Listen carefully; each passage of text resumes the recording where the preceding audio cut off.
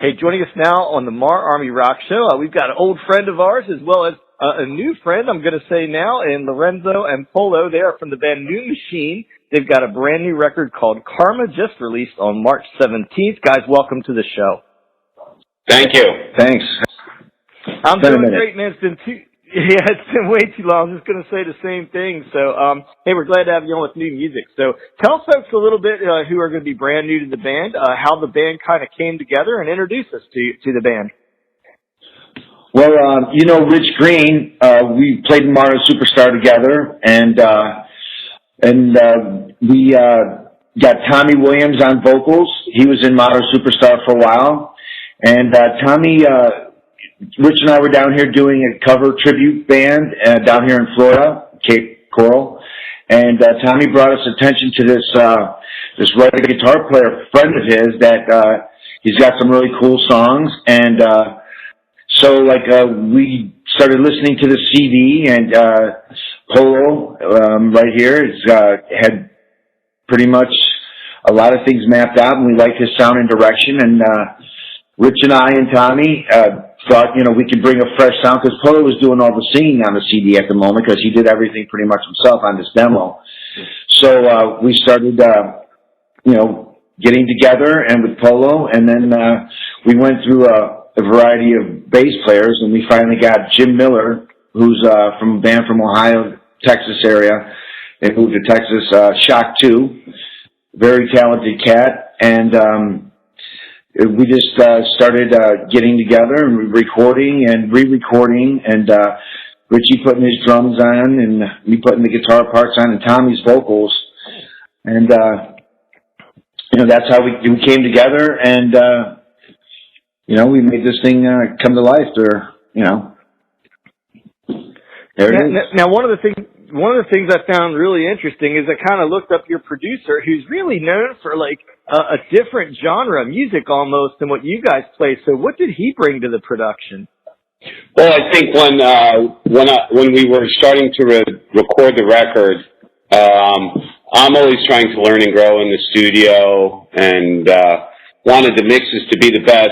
And Howard the Dr. Lindemann actually came to my attention through a friend, and he lives locally. And his body of work speaks for itself. So I think I just wanted to get a outside opinion on where the mixes were going, on where the songwriting was going, and sent him a couple of the stuff, and he really liked it. And he was generous enough to come to my home studio. And basically what happened is Howard's just got the pedigree from the old analog days, working at the Hit Factory in New York City, and a Grammy Award-winning producer, and working, like you said, with R&B players and Roberta Flack, but he has worked with rock and roll bands and some old school rock and roll bands too, Aerosmith and Kiss. So, he really helped actually some of the fundamental stuff that he really went back to that I actually, in all honesty, wasn't getting right. Some of the gain structures and some of the basic mixing stuff that was kind of done, in a home way. He enlightened me to that, and also we went in and did some more complex mixing towards the final stages together too. He wanted to keep it raw. We wanted, raw and polished at the same time. So I think what we came up with is fun to listen to. Hey, so and whichever one of you wants to take this, I noticed there were kind of two versions of Hell to Pay on the record. One which references Bill Leverty of Firehouse. So what's that all about?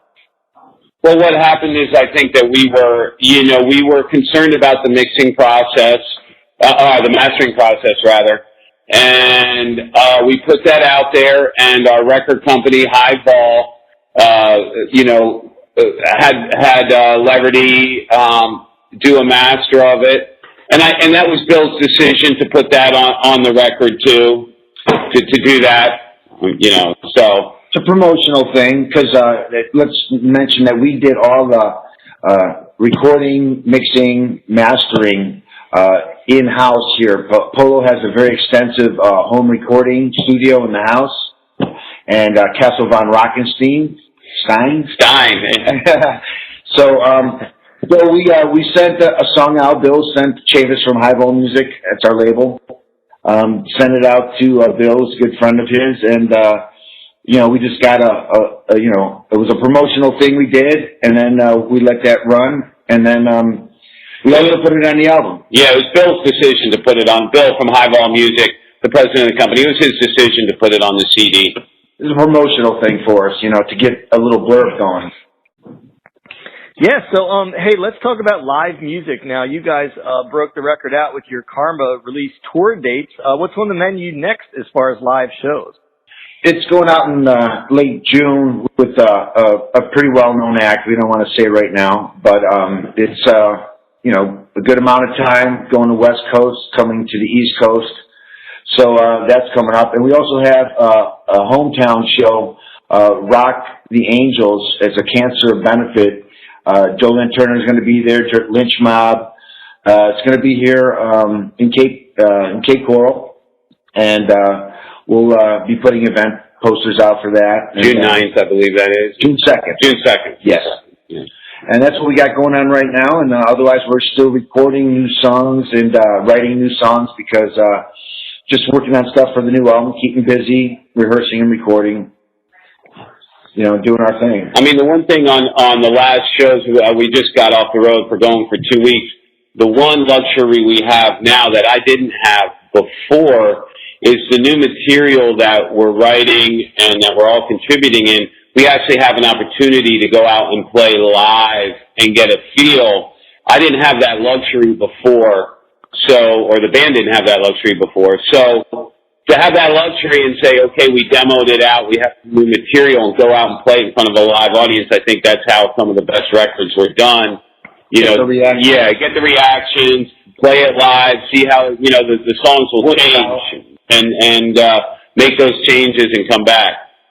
So, this is what I found kind of interesting about you guys, because, I've known Lorenzo for a while and, the music you've played, and I was actually almost surprised myself that the two songs I liked the best were, Love is Crazy and Hold On, which ironically seem to be two of the more almost like throwback ballad, hair metal ballad kind of tunes. Is that kind of one of the band's strong points? Well, I think that, it's important to be able, when I see, even on a local band level doing covers or something, you go see these bands and they don't have an ability to play a slow song. And I think, having a variety and being able to play a ballad that, demonstrates, versatility and good backup vocals, hopefully, and, songwriting. I think that's really important to have it. And if you look at it, I mean, those are really the songs, like you just said, those are the songs that strike a chord more with the general public than, hey, we all love the straight ahead rockers, but it was always, I was talking to a guy who had real success in an 80s hard rock band, but they never did a ballad. And, I thought that was a mistake. Because when you do a ballad, those are songs, man, we love Skid Row. But 18 in Life is the song, or I'll Be There For You. I'll Remember. Yeah, I'll Remember You you gotta have that to your Detroit Rock City. You gotta have the flip side, because, it's never really had a big selling tune until Beth hit, and then, of course we all love the rocker tunes, but that's charted really high for them, it's the ballads that speak more to the musicianship sometimes and have longevity, Yeah, and the barometer for me is as I'm listening through an album, and what drew me to it is I would catch myself, I'm like, which tune do I hit repeat on? And I Love Is Crazy was the one that got me. It's the one I was like, let me listen to that again. And so congratulations on those songs, man. Really good tunes. So Tommy Williams was actually the main writer on that one. The lyrics, and we kind of that's been going around for a couple of years with Modern, and when he was in Modern, and Polo came in and he goes, let's go for this angle, and we changed the direction but kept it still the same melodic structure and his same vocals, huge vocals over the chorus and stuff. So it kind of evolved, But it's a very strong song, and we love it. Right, that was the one song on the record that I really didn't write, but I saw and had heard it performed, and I said, and it had a spark to me. I said, listen, I think there's something here. I think this is something if we go in and rework it, which we did, which, Lorenzo had been playing it earlier, and Tommy had the words. I said, it struck a chord with me. I said, let's really go in and fine tune it and really make it, happen and punchy and really work the hooks a little more and make it a little more, musically dynamic. So I kind of saw through what they had done before, and I think what we came out with was, pretty cool. Now we're happy.